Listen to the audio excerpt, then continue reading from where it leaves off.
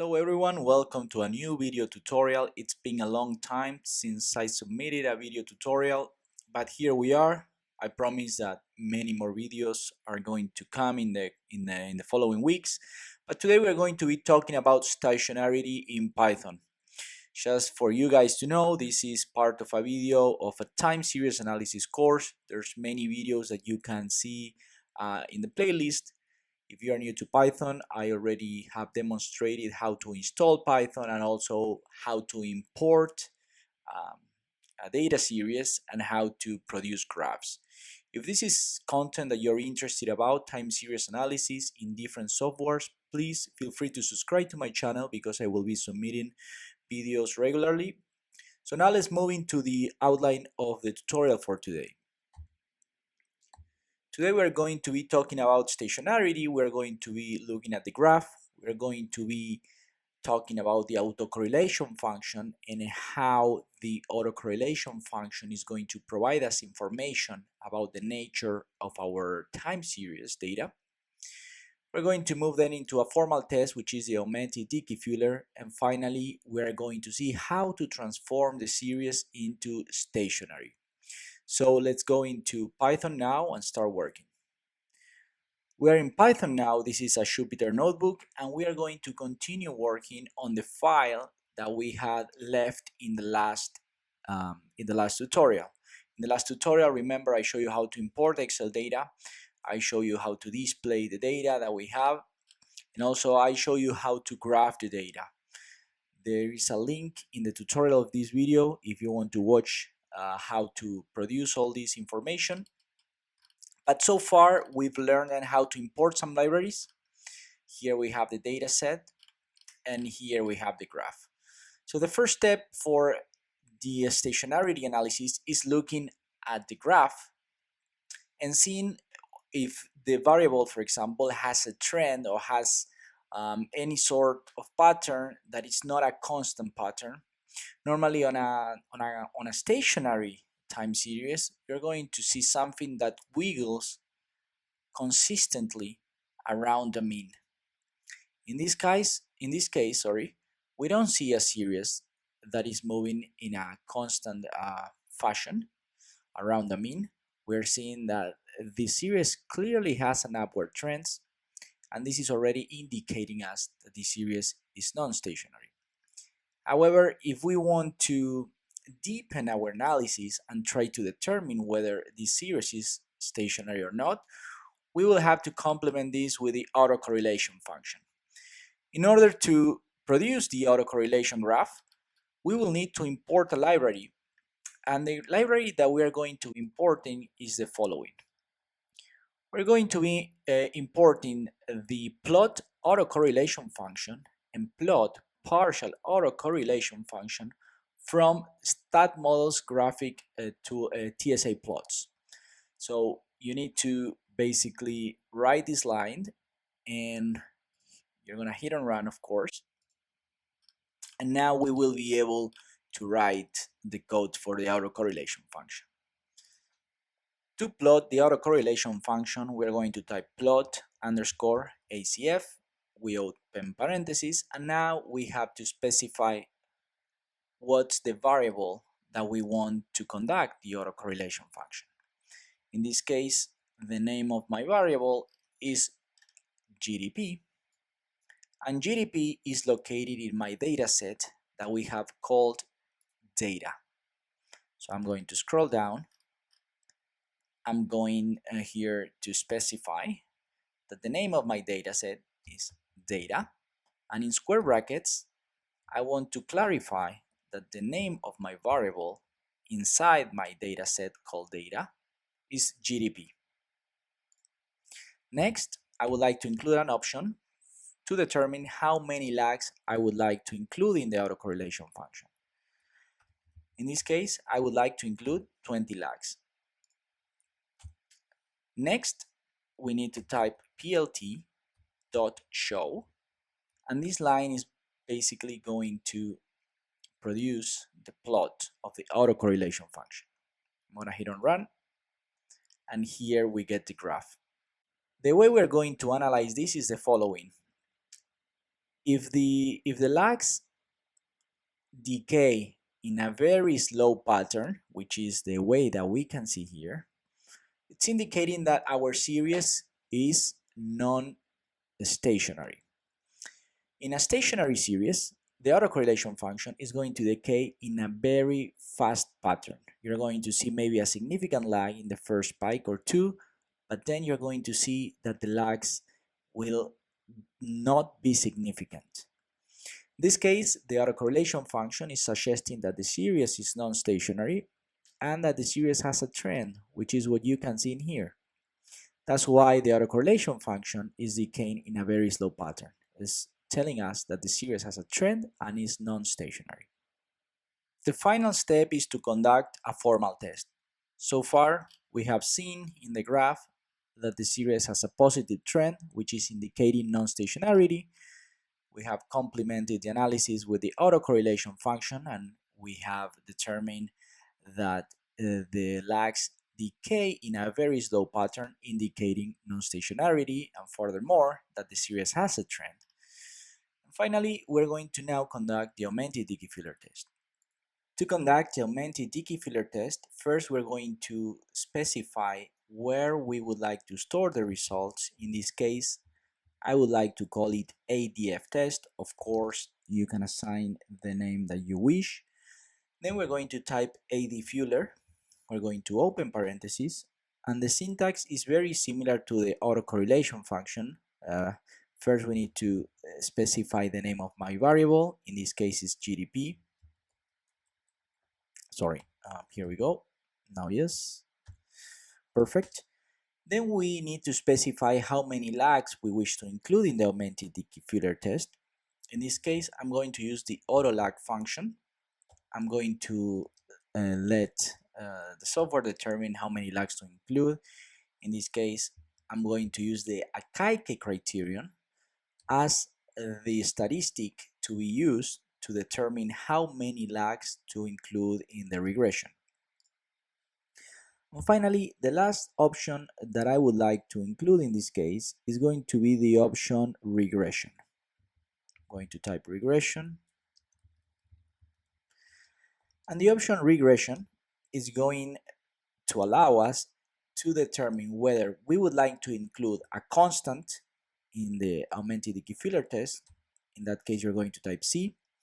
If you would like a constant and a trend, we're going to type CT. And if you wish no constant or trend, you would of course just type NC. In this case, we have determined that my series has a trend, so I'm going to type CT. I'm going to include a constant and a trend.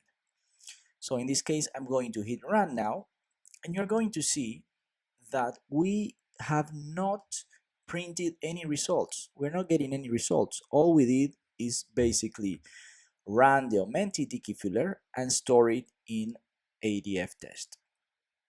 Also, another thing that I don't know if I mentioned, but I will mention it again just in case, is that we need to import the Augmented Dickey-Fuller library.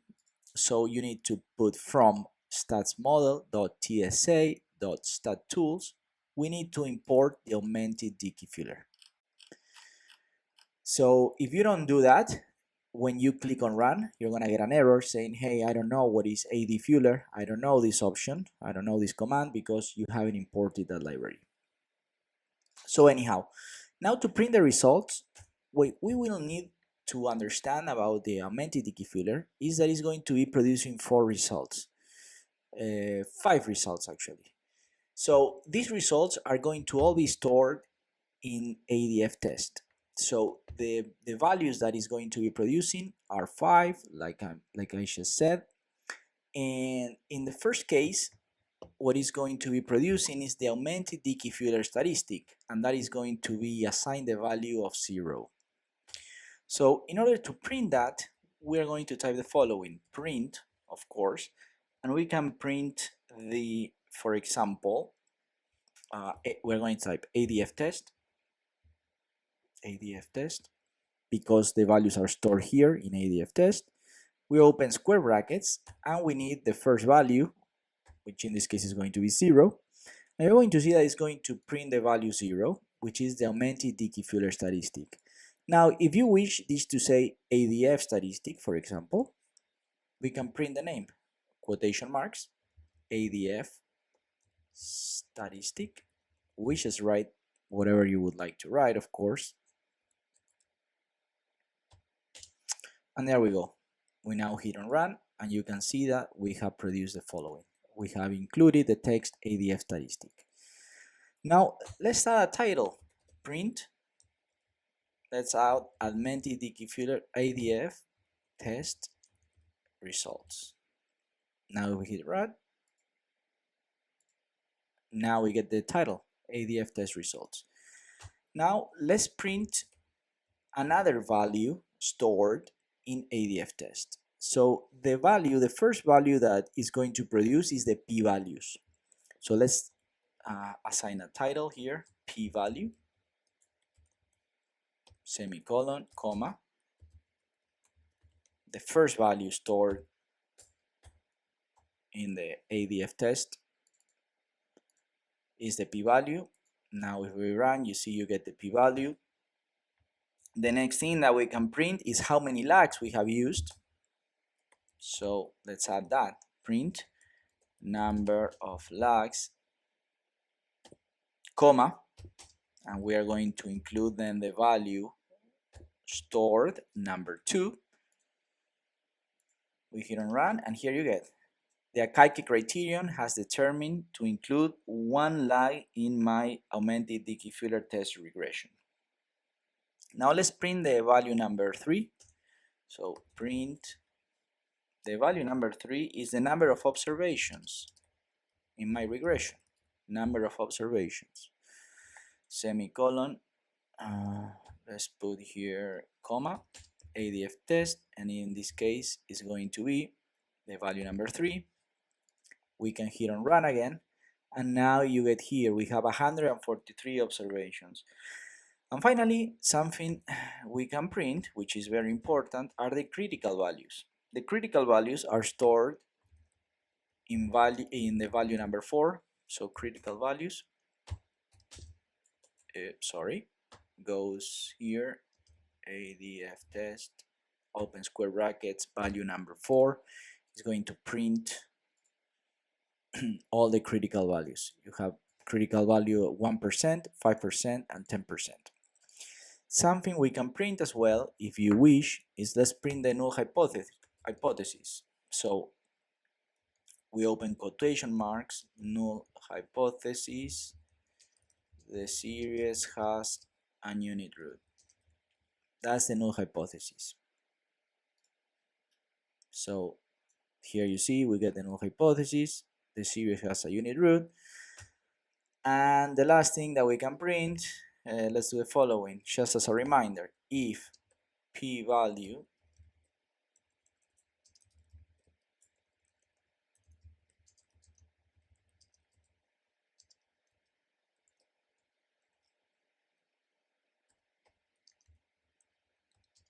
we reject the null hypothesis.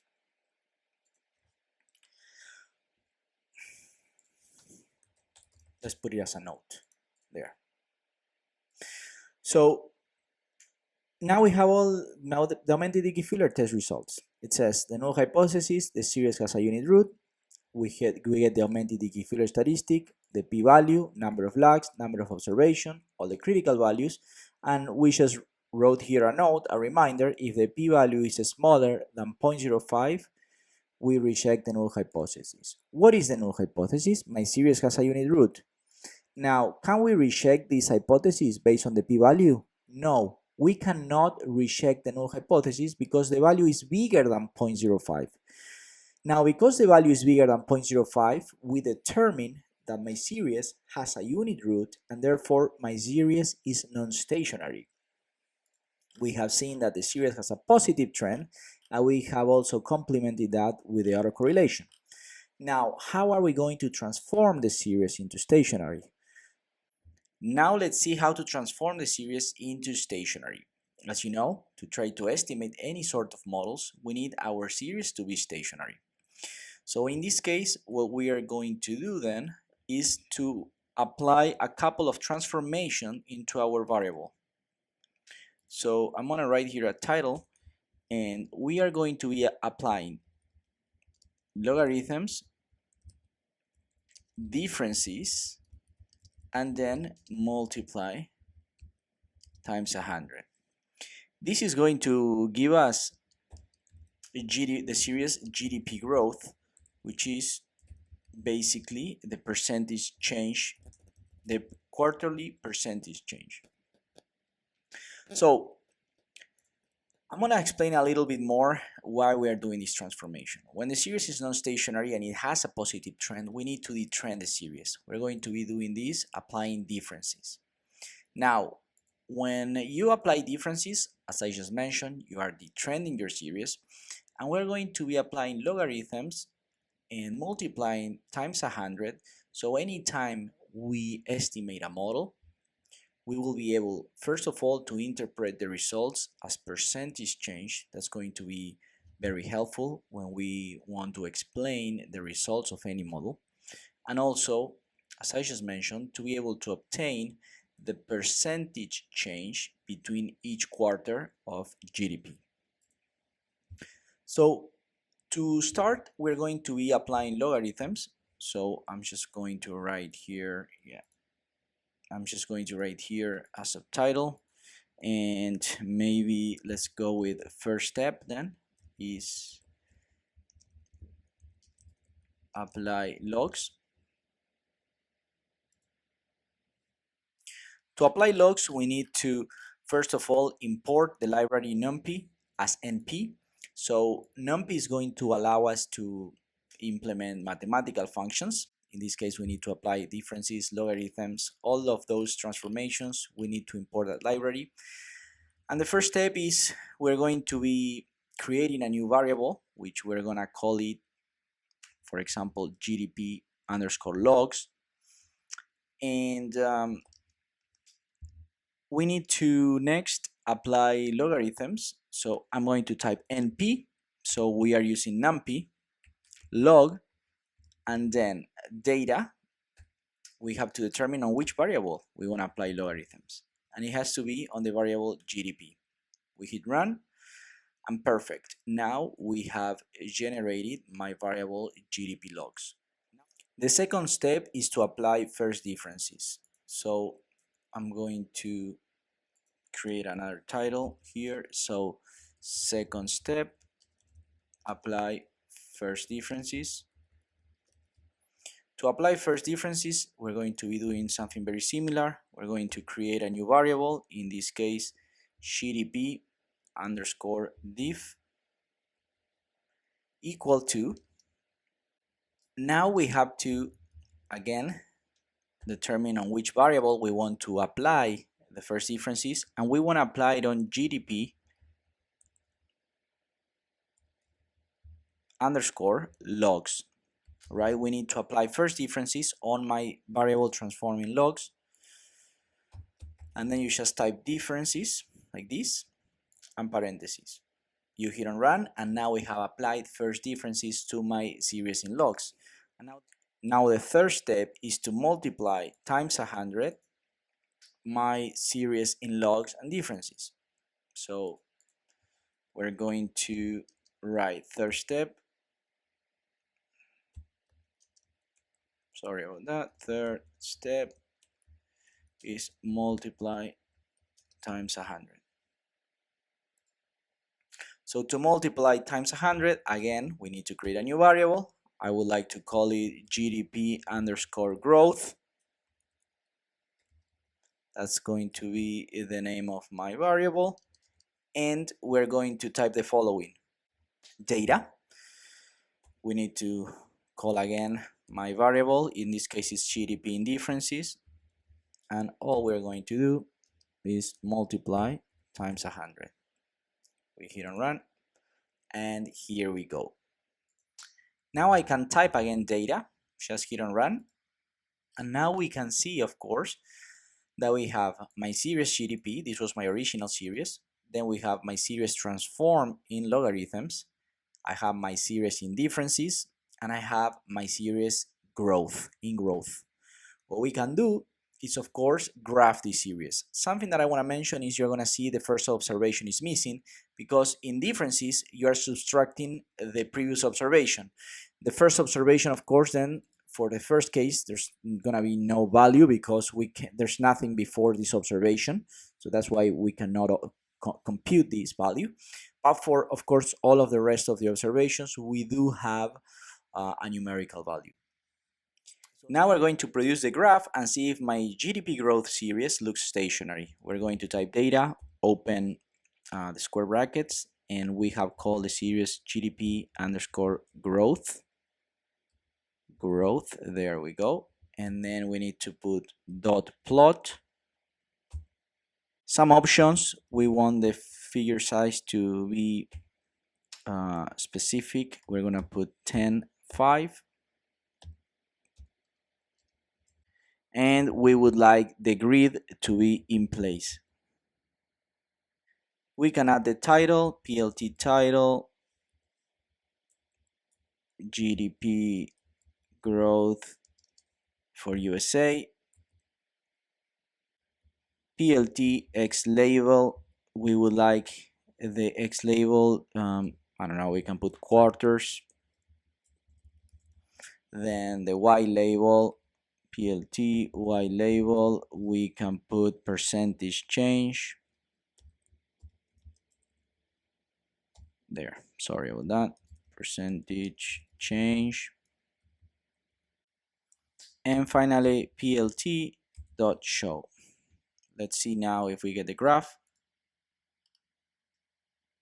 We're getting error. It says fixed size is not defined. We have to basically include an equal here. So now let's run again. And now, yes, here we go. And we can see that we're getting the graph for GDP growth. And this is how a stationary series should look like. As you can see, it's wiggling consistently around 0. Of course, what we can see is there's a very significant peak here in during COVID. There's a big drop and a big peak in here. But overall, we can see that the series does look stationary. Now let's produce the autocorrelation function of my GDP growth series to see if the autocorrelation function looks stationary. We're gonna hit on run here. I just copy pasted the same code that we did before. We already know how to generate the autocorrelation function. Just make sure that you are putting here GDP growth. That's the name of the variable. I'm gonna hit on run. And here we're getting an error. And that's great that we're getting this error because I want to show you now how to fix this error that is going to be very common when you're working with time series data. So we're getting a warning that says converting a masked element to none. So basically the error is suggesting that we have observations that are non-valid, that are empty, that are blank cells. If we scroll up, remember when we apply differences, we had subtracted the first observation, and that's why here we're getting some cells that have no values, right? So the first column, the first row has no observations for GDP in differences and GDP growth. So if we want to produce the autocorrelation function, we need to drop the first row. We need to drop the observations that are empty or non-valid. In order to do that, it's very easy. All we need to do is we're going to go into this portion of the code and we're going to type dot drop NA, open and close parentheses. And basically, we are saying here from this series, make sure you're dropping the non-valid observations or empty observations. Now I hit on run. And here we get the autocorrelation function. And now you can see that the decay is immediate. Remember before, when the series was non-stationary, the decay of the autocorrelation was really slow. I'm going to scroll up and I'm going to show you that the decay is really slow, whereas now the decay is immediate. Also, as I mentioned before, remember the graph. This graph is wiggling consistently around a mean of 0. And this one has a positive upward trend. So those are the differences between a non-stationary series and a stationary series. And now we can conclude with the Augmented Dickey-Fuller test. Let's now produce the Augmented Dickey-Fuller test on the GDP growth series. I have copy-pasted the code so we can save some time. Make sure that you modify this because we're not doing the test on the GDP series. Now it's on the GDP growth series. And we need to modify the following. Remember that in this regression, we had included a trend and a constant. But now, as you can see in this graph, we don't have a trend and we don't have a constant. As you can see, there's no trend in here. So we're going to modify this and we're going to put NC, which is for no constant or trend. And we're going to hit on run and see what we get. All right, so we're getting an error. Let's scroll the way down. There's a lot of information in here, but it says missing data error. Exogenous contains inf or nonce.